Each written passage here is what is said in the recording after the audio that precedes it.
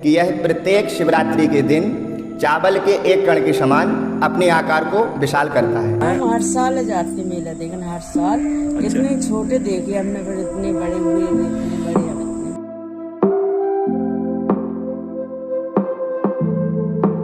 इस सर्प के बारे में ऐसा इतिहास बताया जाता है, ऐसा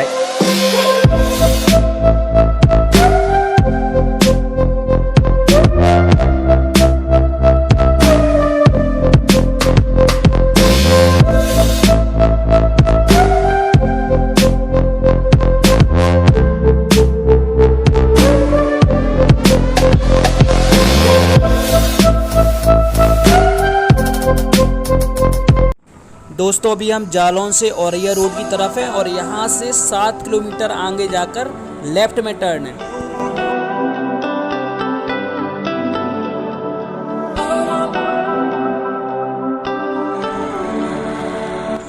ये गाइस सामने बोर्ड लगा हुआ है सराउंड के लिए, यहीं से टर्न लेना है आपको लेफ्ट।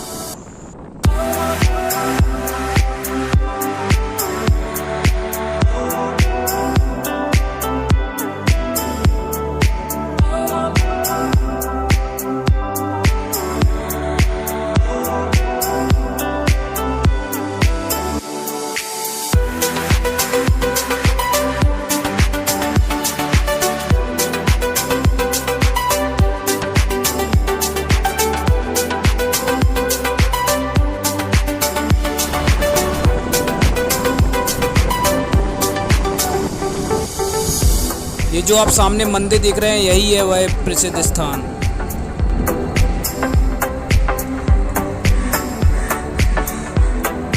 ये जो भव्य मंदिर आप देख रहे हैं मेरे पीछे, भूरेश्वर महादेव, अद्भुत इतिहास है। आपको सच में एक ऐसी जगह के दर्शन जो पूरी तरह से ऊर्जा से भरी हुई है और इसकी अलग ही एक हिस्ट्री है।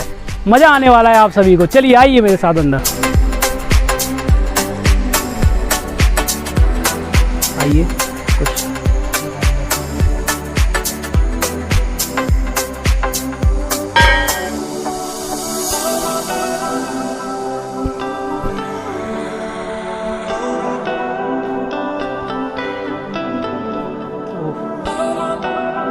भव्य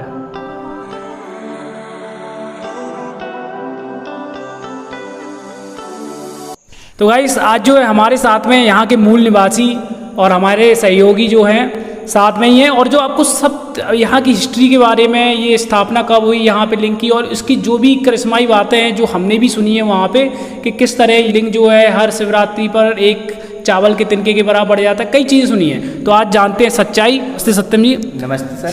हाँ, मैं आप सभी लोगों को सबसे पहले बताऊंगा कि यह मंदिर किस नाम से जाना जाता है।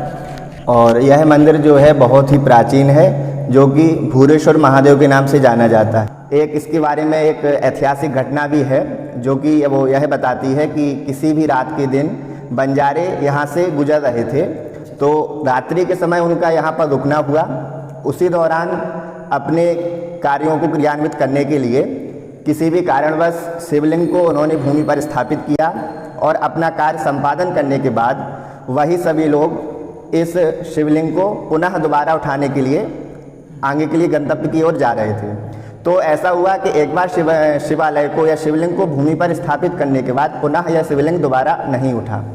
उन्होंने बहुत ही कोशिश की, शिवलिंग को वो उठा नहीं पाए। अंततः यही हुआ कि शिवलिंग न उठाने पर उन्होंने सोचा कि इसी रात्रि के दिन क्यों ना हम इसको एक देवालय का स्वरूप दे दिया जाए। तो ये जो आपको गर्भगृह दिख रहा है, जिस गर्भगृह में हम बैठे हैं, ये गर्भगृह उन्हीं के हाथों हाथ बनाया हुआ है। और इस गर्भगृह की ये भी विशेषता है कि यह एक ही रात में उन्हीं के द्वारा स्थापित किया हुआ गर्भगृह है। और फिर जो आंगन मंदिर का हिस्सा है वो आप लोगों को दिखाया जाएगा। वो आगे सुबह ग्रामीण लोगों को, गांव के वरिष्ठ लोगों को जानकारी मिली कि ये तो चमत्कार हो गया है, तब फिर आगे के जो मंदिर का निर्माण रहा वो उनके द्वारा किया गया है। तो भैया जो ये आप देख रहे हैं यहाँ पे सर्प है, मतलब ये बना हुआ है, हमने इसके बारे में भी सुना है कि कुछ ये भी एक्टिविटी के बारे में, तो आप बताएंगे इसके बारे में क्या? इस सर्प के बारे में ऐसा इतिहास बताया जाता है, ऐसा ही जानकारी मिलती है हम सभी लोगों को कि यह सर्प शिवरात्रि के दिन जो एक पहले रात्रि पड़ती है, उस रात्रि के दिन यह सर्प मंदिर परिसर में भ्रमण करने के लिए यह सर्प जाता है।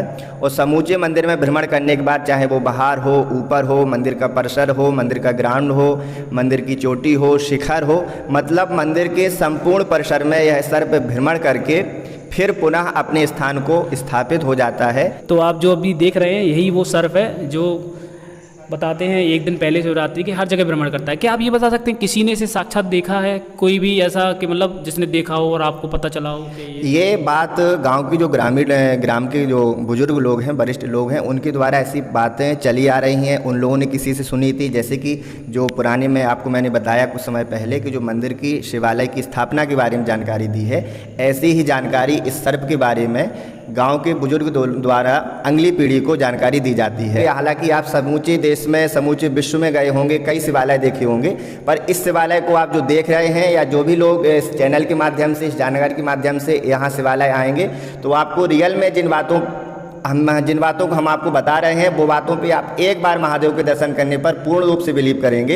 एक बार आप सभी लोगों से विनम्र निवेदन है कि इस शिवालय में आइए, ज़रूर देखिए कितना सुंदर है, और सारी बातों पे आपका बिलीव होगा, सारी बातों से, सारी कल्पनाओं से आपका पर्दा हट जाएगा, सभी बातों पर आपका विश्वास होगा जो मैंने आपको जानकारी दी है। और पता है ऐसा भी माना गया है कि जहाँ पे भी शंकर जी इस रूप में विराजमान होते हैं, तो बताया जाता है वो जगह ध्यान करने के लिए बड़ी ही सुगम जगह होती है, बड़ी ही अद्भुत जगह होती है, जहाँ पर आप, कई लोग हैं जिनका बाहर ध्यान नहीं लगता कहीं पे, तो थोड़ा सा आके आसपास इस एरिया का, जरूर नहीं आप यहीं पास में ही बैठें, कहीं दूर पे भी इसी एरिया के टच में आप बैठ सकते हैं। बैठ के जब ध्यान लगाते हैं ना, तो आप एक ध्यान की अवस्था में चले जाते हैं, ध्यान बहुत ही डीप हो जाता है आपका, प्रोफाउंड आप एक्सपीरियंस करते हैं चीज़ों को। चलिए इसके बारे में थोड़ा सा और जानकारी लेते हैं। आपके विचार क्या हैं इस बात पे, ध्यान कैसा यहाँ पे ध्यान लगता है? जी बिल्कुल, आप सभी लोग जैसा कि जानते हैं, इस समाज में, आजकल के परिवेश में सभी लोग टेंशन से गुजर रहे हैं। ऐसा कोई भी व्यक्ति नहीं है जो चिंता से मुक्त हो। किसी को अपने कामों की चिंता है, किसी को स्टडी की चिंता है, किसी को अपनी अपनी चिंताएं सभी व्यक्तियों को सताती रहती हैं, चाहे वो बच्चा हो, चाहे वो बुजुर्ग हो, चाहे यंग हो। तो जो व्यक्ति योग से, ध्यान से जुड़े हुए हैं, उनसे मेरा विनम्र निवेदन है कि वो इस जगह पे आएँ। हालांकि मैं तो आपसे निवेदन करूंगा, आप गर्भगृह में बैठ करके, शिवालय में बैठ करके ही ध्यान करें। आपने अन्य तीर्थ क्षेत्रों में ध्यान किया होगा, वहाँ की एनर्जी को महसूस किया होगा, फिर भी आप एक बार इस शिवालय में, इस शिवालय के देवालय में, गर्भगृह में आप ध्यान की प्रक्रिया करते हैं, तो अन्य तीर्थ क्षेत्रों की अपेक्षा यहाँ जो आपकी ध्यान की प्रक्रिया है, बहुत जल्द ही कम समय में वो प्रोग्रेस करेगी। बहुत जल्द ही, तो आपका जो ऐसी पुराणों में भी मान्यता है कि शिवालय में ध्यान की प्रक्रिया, या गौशाला में या शिवालय में ध्यान की प्रक्रिया बहुत जल्दी ही बढ़ती है व्यक्ति की।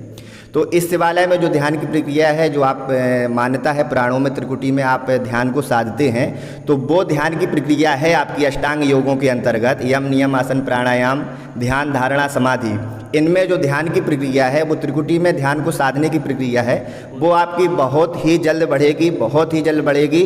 और ध्यान वालों से विशेष निवेदन है कि यहाँ आकर के आप ध्यान करेंगे तो अन्य जगह आपने भी ध्यान किया होगा, एक्टिविटी को महसूस किया होगा, उसकी अपेक्षा यहाँ आप बहुत अच्छा महसूस करेंगे। बहुत जल्दी आपका ध्यान का जो प्रोग्रेस होगा, वो प्रक्रिया कम समय में आगे बढ़ेगी। कई लोगों से अननोन है, वो नहीं जानते हैं किस जगह है, कहाँ से क्या, थोड़ा सा डिटेल में आप बता दीजिए इसका एड्रेस है। यूपी स्टेट में यह जो देवालय है, जालौन से 17 किलोमीटर ग्राम सरावन के पीछे साइड में, या ऐसे कर सकते हैं ग्राम सरावन के बाहरी क्षेत्र में यह देवालय स्थित है, और जो कि भूरेश्वर महादेव मंदिर के नाम से प्रसिद्ध है। देश में, विदेशों में कई शिवालय देखे होंगे, पर इस शिवालय के बारे में जो मैंने आपको जानकारी दी, इस शिवालय को आप देख रहे हैं, ये बहुत ही अद्भुत शिवालय है। शिवालय की एक मान्यता और यह भी है कि यह प्रत्येक शिवरात्रि के दिन चावल के एक कण के समान अपने आकार को विशाल करता है।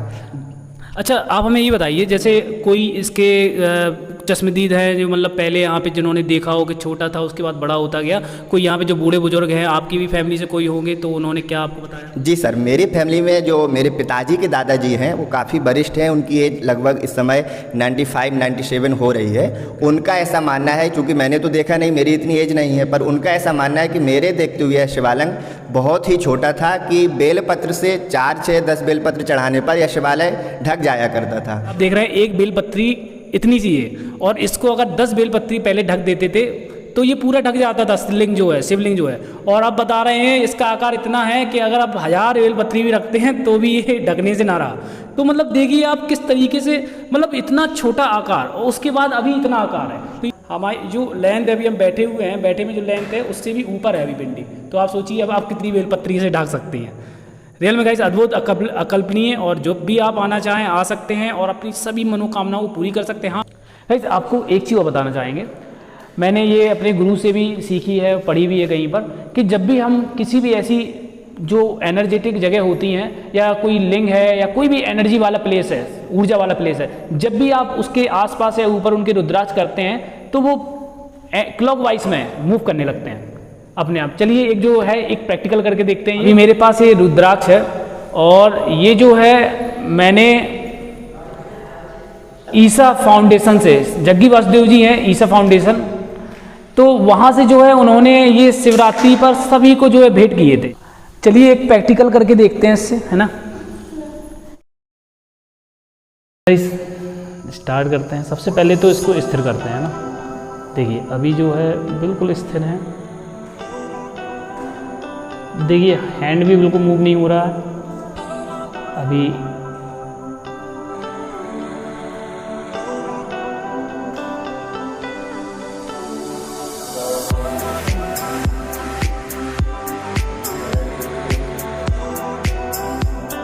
गाइस से देखिए आप, फिर से स्टार्ट करें। देखिए फिर से देखिए आप, हैंड भी देखिए आप। पहले इसको बिल्कुल स्थिर कर लेते हैं।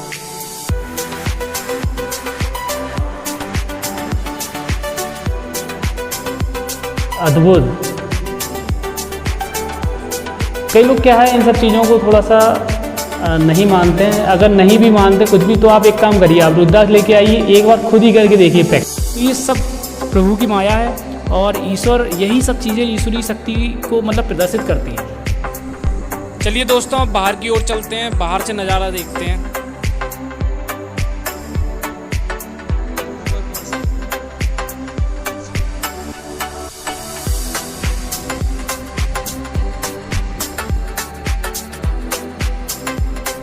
ये गाइस मंदिर के ऊपर का रास्ता, आइए देखते हैं।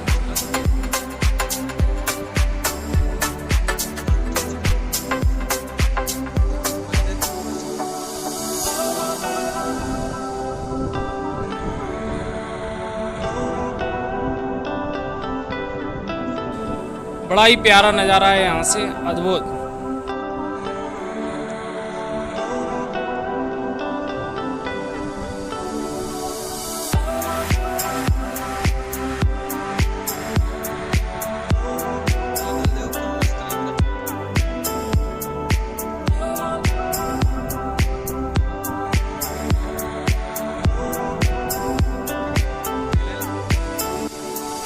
Now it's time to visit another place.